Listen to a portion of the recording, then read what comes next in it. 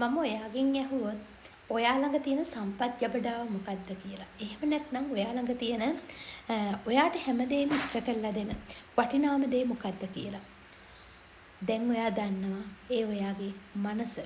ඔයාගේ යටිහිත කියන එක කොයිතරම් වටිනවද කියන එක ඔයා දන්නවා. මොකද යටිහිත කියන්නේ හැමදාම කියනවා වගේ විශ්මිත මෙහෙකරුවේ. එයා හරි කීකරු සේවකයෙක්.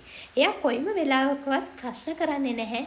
ඇයි එහෙම කිව්වේ? ඇයි එහෙම කරන්න කියන්නේ කියලා. එයා කරන්නේ අපි උඩු හිතින් දෙන නියෝග ඒ ආකාරයෙන්ම යටිහිත ඉෂ්ට කරනවා.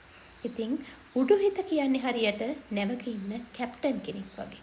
මොකද නැවක ඉන්න කැප්ටන් කෙනෙක් එයා දෙන නියෝග තමයි නැව බොහොම පරිස්සමින් ගොඩබිම කරා සේන්දු කරවන්නේ. ඉතින් අපේ උඩුහිත එයා පිළිගන්න විශ්වාසයන්, එයා දන්න දේවල්, එයාගේ ඇදහිලි මේ හැම දෙයක්ම මත යටිහිතට විධාන දෙනවා. ඒ අනුව යටිහිත මොකද කරන්නේ? අපි දෙන විධානයන්ට ක්‍රියාත්මක වෙනවා. ඉතින් මම මේ ගැන හැමදාම කතා කරනවා වගේ මම අදත් යටිහිතක විශ්මය, යටිහිතක මහිමය ගැන කතා කරන්න හිතුවා.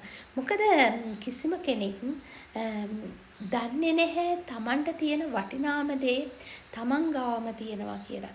ඒක දන්නව නම් තමන්ට තමන්ගේ ජීවිතය සාර්ථක කරගන්න තමන් තරම් වටින කෙනෙක් තවත් නැහැ කියලා ඔයාට තේරෙයි.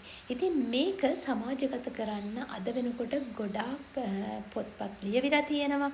මේ ගැන කතා කරනවා. ඉතින් ඒක නිසා මේ හිතක මහිමය, යටිහිතක විශ්මය, මෙන්න මේ වගේ වචන වලින් මේක හැඳින්නුවත් ඒකට සාධාරණයක් වෙයි කියලා මම හිතනවා. ඉතින් ඒ ගැන පොඩ්ඩක් කතා කරන්න.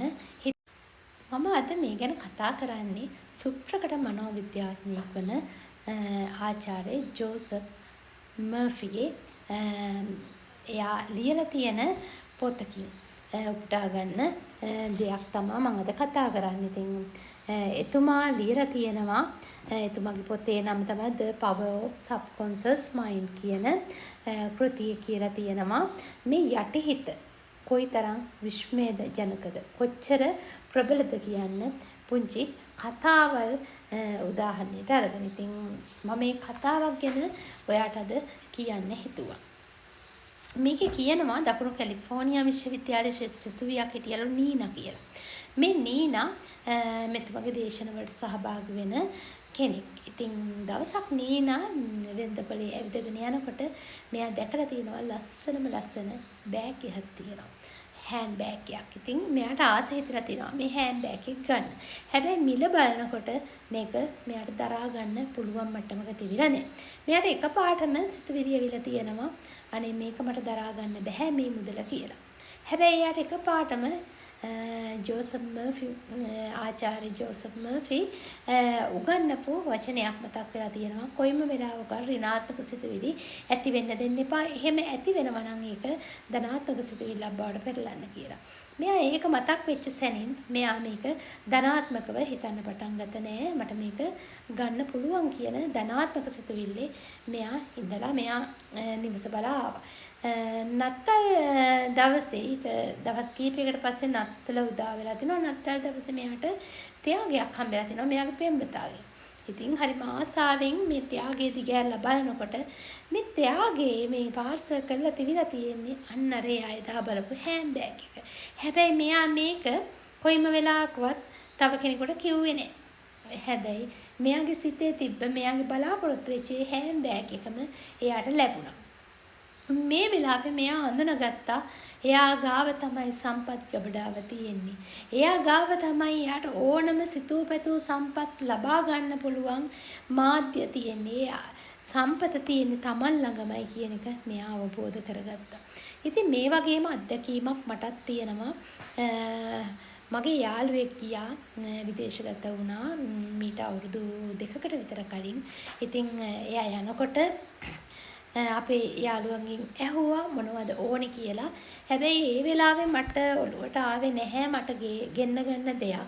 නමුත් එයා ගියයින් පස්සේ මට හිතුණා අනේ මට මේ ලංකාවේ මේකප් බඩුව පාවිච්චි කරනවනේ. හැබැයි පිට රටක ඒ කියන්නේ කටාර් වලින් ගෙන්න ගන්න තිබ්බනම් හොඳයි. හොඳ මේකප් සෙට් එකක් කියලා. හැබැයි ඉතින් මම කියන්න ගියෙත් නෑ. මම හිතුවා විතරයි. ඉතින් හිතන්න අමාරුයි. ඒක හරිම පුදුමයි.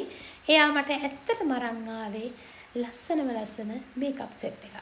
ඉතින් මං ආවයින් පස්සේ මං කිව්වා ඇත්තටම මම බලාපොරොත්තු වෙච්ච දේම මට ලැබුණා කියලා. මෙහෙම දේවල් ගොඩක් මගේ ජීවිතේ නම් මට ලැබිලා තියෙනවා. මම හිතනවා ඔයාලටත් මේ වගේ අත්දැකීම් ඇති කියලා. ඔයාලට මේ වගේ අත්දැකීම් තියෙනවා නම් මේවා ෂෙයා කරගන්න අනිත් අයත් එක්ක. මේකේ කමෙන්ට් කරන්න.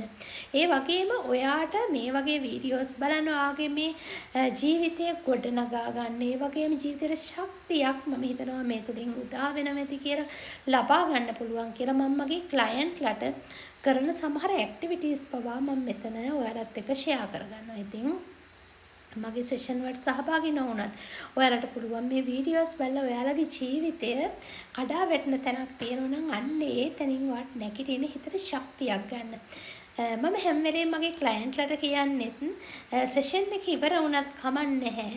ඊට පස්සේ දවස් ගණනාවකට පස්සේ වුණත් මනසින් වැටෙන්න යනවා නම් මට කතා කරන්න මට වොයිස් එකක් හරි දාන්න මට පුළුවන් උපරිමේ මම වගේ හිත හදන්න මම මැසේජ් එකකින් හරි ඔයාලට ශක්තියක් වෙනවා කියලා. ඒක මට පෙරලා ආශිර්වාදයක් වෙනවා. මගේ ජීවිතේ මට සතුට ලබා ගන්න. මං කඩා වැටෙන තැන්වලදී මට නැගිටින්න මට හේදේ ශක්තියක් වෙනවා. ඉතින් මෙන්න මේක තමයි කියන්නේ අපි සමාජයට දෙන්න දේ පෙරලා අපිට සමාජයෙන් ලැබෙනවා කියලා. ඒ වගේම අපි විශ්වයට මුදාහැින යහපත් දේවල් නම් විශ්වයෙන් අපිට ලොකු ආශිර්වාදයක් ලැබෙනවා. හැම මොහොතකම ඔයාගේ ජීවිතේ ඔයා අනිත් අය වෙනුවෙන් පිට කරන්නේ ඔයා බෙදා හරින්නේ යහපත් දේවල් නම් ඔයාට පෙරලා ඒ යහපත අර නැවත ඔයාට ඒ දේ ලබා ගන්න පුළුවන්. අර කියන්නේ රිටර්න් ඒක ලැබෙනවා කියලා. අන්න ඒක තමයි ඒ කතාව. ඉතින් මේ විදිහට ඔයාට අපි හිතමු ඔයාගේ ජීවිතේ සමහර මම මගේ ක්ලයන්ට්ලාට කියන සමහර වෙලාවට සමහර ක්ලයන්ට්ලාට මේ තමන්ගේ සේවා ස්ථානයේ එහෙම නැත්නම් සමහර වෙලාවට තමන්ගේ අම්මා තාත්තා පවා වෙනස්කම් කරන කරදර කරන දේවල් නිසා මානසිකව කඩා වැටිච්ච කට්ටිය එනවා. මෙහෙම වෙලාවට මම කියන්නේ හදාගන්න සංයෝජනාවක්. අම්මා තාත්තා ගැන කියන අම්මා ගැන කියමුකෝ. ඔයාට ඔයාගේ අම්මගෙන් කරදරයි. හිත රිදෙන දේවල් සිද්ධ වෙනවා. එහෙම වෙලාවට සංයෝජනාවක් හදාගන්න. අම්මගේ හොඳ ගැන හිතන්න. අම්මට හිතින් ආශිර්වාද කරන්න. එතකොට පෙරලා ඔයාට ඒ දේ ලැබෙනවා. ඒ කියන්නේ අම්මගේ තියෙන වැරදි සිතුවිලි දුරු වෙලා ඒ අම්මගේ ආදරය නැවතත් ඔයාට ලැබෙනවා. ඉතින් මේක ඔයාට හතුරුකම් කරන ඕනම කෙනෙකුට ඔයාට යොදා ගන්න පුළුවන් පාවිච්චි කරන්න පුළුවන්. මේක මහා අසීමිත බලයක්. ඒක තියෙන්නේ අපි ළඟමයි. ඉතින් මේ අපි ගාව තියෙන අර කියන්නේ මැණික් ගල් සමහර අය මැණික් ගලට පයින් ගහගෙන යනවා. ඒක මැණික් ගලක් කියලා දන්නේ නැහැ. හැබැයි ඒක අරගෙන හොඳට පිහදාලා උපමට්ටම් කරලා ගත්තාම තමයි ඒක මැණිකක් කියලා දන්නේ. දැන් ඉතින් තමන් ගාව තියෙන මැණික ඔයා අඳුරනවා. අන්නේ මැණික ඔයා උපමට්ටම් කරලා ලස්සන්ට ඔයාට පාවිච්චි කරන්න ගන්නකෝ. ඒක කොයිතරම් බැබලෙයිද කියලා බලන්න. ඔයාගේ ජීවිතේ ආලෝකමත් වෙයි. ඔයාගේ ජීවිතය සතුටින් පෙරේ. සතුට කියන එක ඔයාටම පුළුවන්. ඔයා තුලින් මතු කරගන්න. ඉතින් ඔයාට සතුටින්ම ගත කරන්න ලැබෙන්න ඕනේ. ඔයාගේ විශ්මිත මෙහෙකරුගෙන් ඔයාට හොඳින් වැඩ ගන්න පුළුවන් වෙන්න ඕනේ. ඉතින් මේක තමයි මගේ ප්‍රාර්ථනය. ඉතින් එහෙමනම් ඔයාට දිගටම මේ වගේ වීඩියෝස් බලන්න ඕන නම් මගේ YouTube channel එක subscribe කරලා තියාගන්න. එතකොට ඔයාට මම වීඩියෝ එකක් දාපු ගමන් ඔයාට ඒකේ පණිවිඩය එයි. එහෙනම් ගොඩක් ස්තුතියි මාත් එක්ක රැඳී සිටියට.